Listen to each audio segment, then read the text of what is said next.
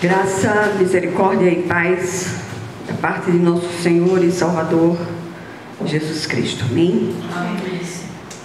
Vou fazer uma leitura de 2 textos. Vou fazer de forma seguida. Salmo 130, versículo 6, seguido de 2 de Pedro 3, 13 e 14. Diz assim a palavra do Senhor: Espero pelo Senhor mais do que as sentinelas pela manhã. Sim, mais do que as sentinelas esperam pela manhã. Todavia, de acordo com a sua promessa, esperamos novos céus e nova terra, onde habita a justiça. Portanto, amados, enquanto esperam estas coisas, empenhem-se para serem encontrados por Ele em paz, imaculados e inculpáveis. Amém? Vamos orar. Senhor nosso Deus e nosso Pai Celestial, clamamos a Ti, Senhor, que o Senhor venha abrir os olhos do nosso entendimento, para que possamos compreender aquilo que o Teu Espírito ministra a cada um de nós no dia de hoje, tanto de forma presencial como através do vídeo que chegará a muitos. Que o Senhor fale aos nossos corações, que o Senhor nos dê entendimento, Senhor. O Teu povo tem carecido de entendimento, sobretudo nos últimos tempos. Fala conosco, Senhor, porque o Teu povo ouve, em nome de Jesus. Amém. Meus amados, a mensagem de hoje é uma mensagem cujo propósito é trazer encorajamento a todos que possam ouvi-la. Nunca foi tão necessário que o povo de Deus seja encorajado a seguir em frente, a não olhar para a direita, para a esquerda, mas olhar para cima, buscando a presença do Todo-Poderoso em toda e qualquer situação. As palavras do salmista, juntamente com as palavras do apóstolo Pedro, devem balizar o anseio de todo cristão, especialmente no momento presente, quando tudo ao nosso redor cheira a mentira, a desmoronamento, a implosão. Andamos todos com os nossos corações em sobressalto. Mais uma vez nos lembramos do apóstolo Paulo, quando ele se refere a lutas por fora e temores por dentro. Sim, tem sido assim que nos sentimos diante de tudo que nos tem sobrevindo em termos de mundo, e especialmente em termos de país. Que sejamos prudentes, que as obras daqueles que nos cercam, daqueles que nos dirigem, especialmente do ponto de vista humano, que essas obras sejam irrefutavelmente trazidas à luz. Clamemos pela misericórdia do Senhor, ansiemos por sua vinda, mais que os guardas antigos ansiavam pelo amanhecer. Os textos citados trazem para nós uma direção do que fazer em meio a essas lutas enfrentadas. Em primeiro lugar, os nossos corações precisam ansiar pela presença do Senhor no meio das lutas enfrentadas. Diz o salmista no Salmo 130, já lido, versículo 6, ele diz: Espero pelo Senhor mais do que as sentinelas pela manhã. Sim, mais do que as sentinelas esperam pela manhã. Que o Senhor venha em nosso socorro, porque socorro mesmo só vindo da parte do nosso Deus. Contamos com o milagre, com as infinitas possibilidades de Deus. O próprio Senhor nos conclama a buscá-lo de todo o nosso coração, e Ele diz: se o meu povo, que se chama pelo meu nome, se humilhar e orar, buscar a minha face e se afastar dos seus maus caminhos, dos céus o ouvirei, perdoarei o seu pecado e curarei a sua terra. É um texto muito conhecido de 2 Crônicas 7,14. Em segundo lugar, devemos esperar, ansiosos, novos céus e nova terra, pois só ali habita a verdadeira justiça. Aí vem para a 2 de Pedro, que nós já lemos também, que diz o seguinte, 2 de Pedro 3,13: Todavia, de acordo com a sua promessa, esperamos novos céus e nova terra, onde habita justiça. Em terceiro lugar, a nossa espera em Deus, ela não pode ser passiva. Enquanto esperamos, devemos nos empenhar para sermos encontrados em paz, imaculados e inculpáveis. Aí vem o versículo 14 também, que já fora lido, que diz, 2 de Pedro 3,14: portanto, amados, enquanto esperam estas coisas, empenhem-se para serem encontrados por Ele em paz, imaculados e inculpáveis. E aí é inevitável não trazermos algumas reflexões a respeito desse assunto.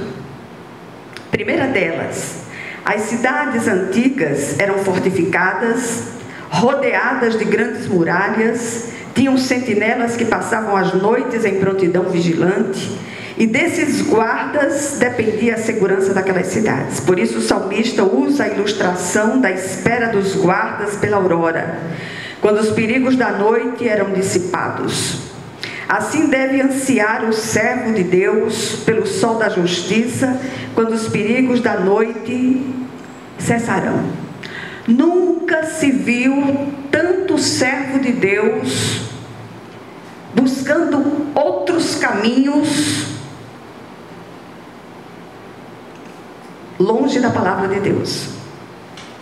Os métodos de Deus continuam os mesmos. Busquemos ao Senhor de todo o nosso coração, de toda a nossa alma, de todo o nosso entendimento. Não apostemos as nossas inclinações em seres humanos medíocres, falsos, mentirosos, que se fazem passar por muito bons, mas que na verdade não valem absolutamente nada. Tem uma oração que, como servos de Deus, não podemos deixar de fazer em nenhum momento. Senhor, traz as obras dessa figura à luz. Tudo que está ocultado pelas trevas, que seja revelado. E, sobretudo, que o Senhor abra os olhos do nosso entendimento, para que possamos enxergar, que não sejamos levados pelas emoções, que busquemos o Senhor de todo o nosso coração. Segundo lugar, o apóstolo Pedro traz mais luz a esta questão. A espera do cristão não deve ser algo passivo, não. O apóstolo diz que é preciso empenho para ser encontrado em paz, repito, imaculado, inculpável. 3 estados praticamente impossíveis do ponto de vista humano. Como ter paz em um mundo conflituoso? Como estar limpo, imaculado, se a todo instante somos levados a pecar por pensamentos, palavras e ações? Como ser inculpável diante de tantas transgressões com as quais muitas vezes nos associamos? Em terceiro lugar, a resposta para as 3 perguntas feitas no parágrafo anterior é uma só. Precisamos permanecer em Cristo, como os ramos da videira estão ligados a ela e recebem sua seiva para se manterem vivos, viçosos e frutíferos. Assim permaneçamos em Cristo, a videira verdadeira. Do Senhor recebemos os comandos por meio do Santo Espírito, que nos leva a desfrutar da verdadeira paz, que não é a ausência de problemas, mas a santa e gloriosa quietude dos reconciliados com Deus. Por meio do Cristo fomos purificados de toda injustiça, e Ele ainda levou sobre Ele as nossas dores e culpas. Estamos livres da condenação eterna. O castigo que nos traz a paz estava sobre Ele, motivo mais que suficiente para manifestarmos a nossa gratidão continuamente ao eterno e soberano Deus, que nos amou primeiro e nos escolheu em Cristo antes da fundação do mundo. Não ponhamos as nossas mãos no fogo por absolutamente ninguém, independente de quem sejam os líderes seculares, os líderes humanos ou espirituais. Coloquemo-nos diante de Deus no clamor contínuo, repito, para que obras sejam irrefutavelmente trazidas à luz. Em quarto lugar, a nossa vida em Cristo já foi zerada. Isto não significa que somos impecáveis, não. Mas quando pecamos, somos constrangidos pelo Santo Espírito a nos arrepender e confessar o nosso pecado. Experimentamos a tristeza segundo Deus, que produz vida. Temos, sim, advogado diante do Pai, Jesus Cristo, o justo e o justificador. Esperemos ansiosamente novos céus e nova terra, onde habita a justiça pelos séculos dos séculos. Amém. Antes da conversão, trabalhei num emprego público. Não vou dizer aonde, não interessa mais. E a única coisa que serviu foi para eu conhecer Malta. Eu já falei sobre isso aqui 200 vezes, vou dizer de novo. E aqueles que eram concursados, não sei se ainda é assim hoje, aí, como diz o povo do interior, não sabem da missa um terço. Mas aqueles que eram chamados a fazer parte de cargos de confiança, o nome já está dizendo, tinham que rezar segundo a cartilha daquele líder político que estava ali. Trabalhei com esquerdistas e direitistas. Tudo farinha bolorenta, mesmo de sacos separados, sacos diferentes. E uma das coisas que me veio à memória outro dia foram os treinamentos que nós passávamos para rezar de acordo com aquela cartilha proferida por aquele político. Ora um governador, ora um prefeito, não interessa mais. Eu ainda participei de algumas reuniões. Não era cristã ainda. Mas quando eu ouvi as propostas daquelas reuniões, para vocês terem uma ideia, nós aprendíamos o gestual, olhares, formas de agir, uso das mãos, para que as nossas posturas parecessem convincentes. Entenderam? Então, quando eu vejo determinadas coisas hoje, eu tenho vontade de vomitar. E só a misericórdia de Deus para dar juízo e discernimento ao povo chamado pelo nome do Senhor. Naquela época eu não era cristã. E aí eu disse a Malta, eu disse, olha, é o seguinte, quer ir mais eu vou, quer ir mais eu vou embora, eu estou saindo fora. E se você vai sair, eu vou. Vou sair, porque isso aí não dá para mim não. Eu saí, 3 meses depois ele saiu, porque também não aguentou as proposições que eram trazidas para que ele fizesse. Por que é que eu estou dizendo isso? Tem me chegado aos ouvidos encrencas terríveis de cristãos professos dentro de suas comunidades, e no final das contas acaba chegando aos meus ouvidos. Não tenho nada com isso. E eu queria, sobretudo, dizer às mulheres de Deus que nos ouvem: busquem sabedoria do alto.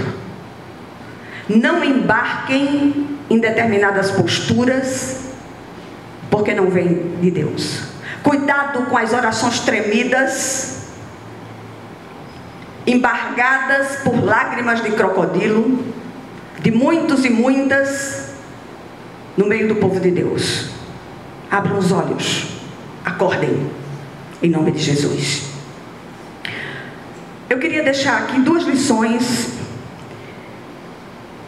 para encerrar o assunto. Primeira, é fato que todos nós estamos com os corações entristecidos, decepcionados por causa de tudo que nos tem cercado, especialmente no que tange às instituições humanas em nosso país. Contudo, que possamos esperar, como as sentinelas antigas, o raiar de um novo e glorioso tempo na presença do nosso amado Senhor.